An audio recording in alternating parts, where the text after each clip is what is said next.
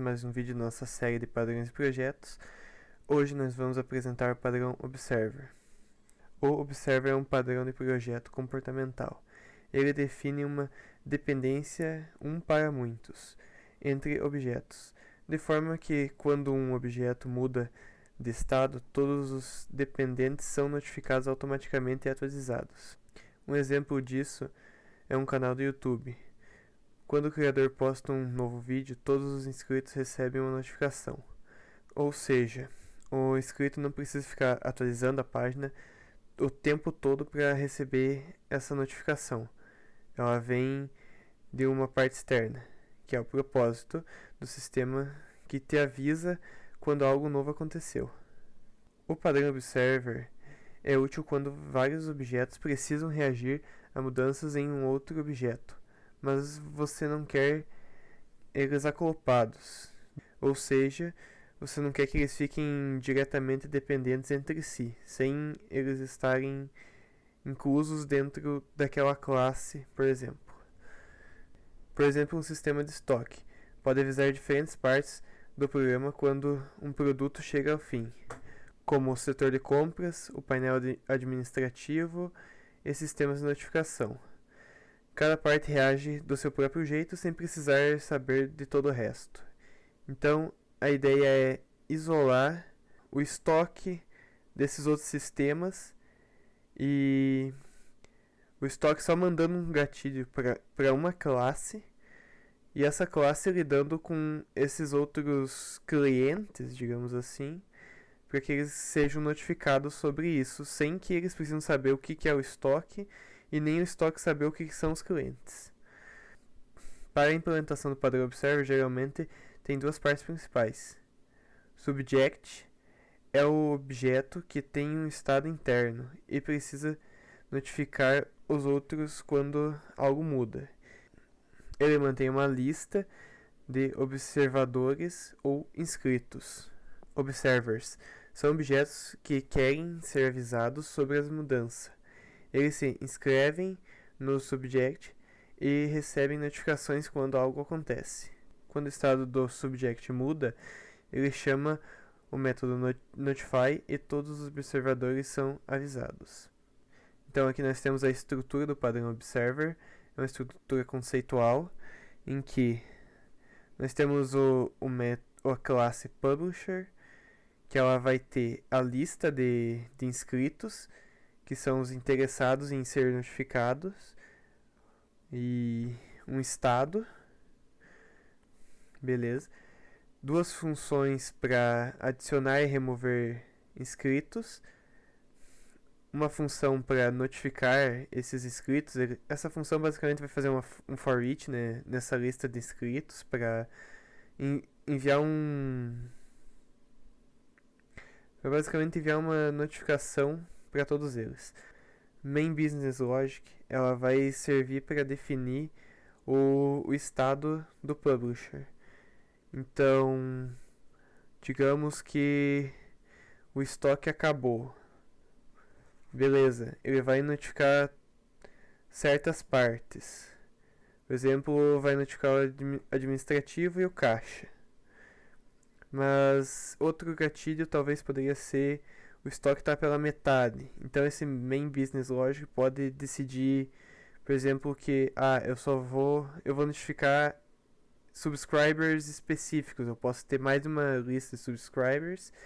Então eu quero mandar apenas para o administrativo. Beleza. Porque o estoque não está vazio, mas ele está perto de acabar. Está em 50%, digamos assim. Só para o administrativo, que ele é o interessado nisso.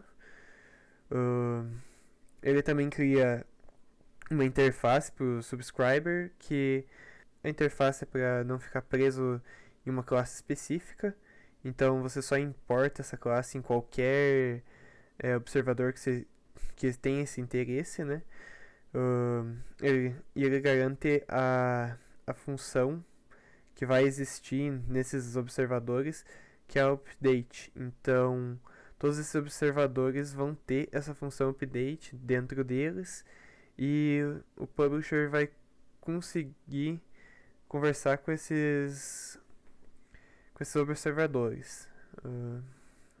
Então, o publisher, por meio desse método update, vai conseguir conversar com esses observadores independente do que eles sejam. Pode ser a classe do administrativo, como pode ser a classe do caixa. Elas todas vão ter o mesmo método. Então, pode ser a classe do administrativo, pode ser a classe do caixa. Todos eles vão ter o mesmo método, então eles vão conseguir se comunicar. Indo para o código, dessa vez eu não estou usando o código do Refactoring Guru, porque o código deles não ficou muito explicativo, eu não achei muito legal. Então, eu pedi para o GPT fazer um código baseado no que a gente já tinha pego de exemplo ali da ideia do YouTube e tudo mais. Então, aqui nós temos uma interface Observer, que poderia ter o nome de Subscriber, mas Subscriber tá aqui, que ele usou para diferenciar. Você pode ver que ela implementa o Observer. Então, o que é esse Observer? Ele vai garantir que a classe superior dele, classe que ele vai ser herdado no caso do Java implementado, vai ter essa função update. Beleza. A classe subject, que ela vai servir como o responsável por avisar as outras classes, né? Então, ela vai carregar a lista dos inscritos. Ela vai ter um nome, no caso, ele é meramente representativo aqui, né? Seria o nome do canal. Então, o construtor dela só define o nome. Então, quando o inscrito ele se inscreve, ele vai ser adicionado a essa classe. Ou se esse observador, subscriber, se desinscrever, ele vai ser removido da lista. Muito simples, básico.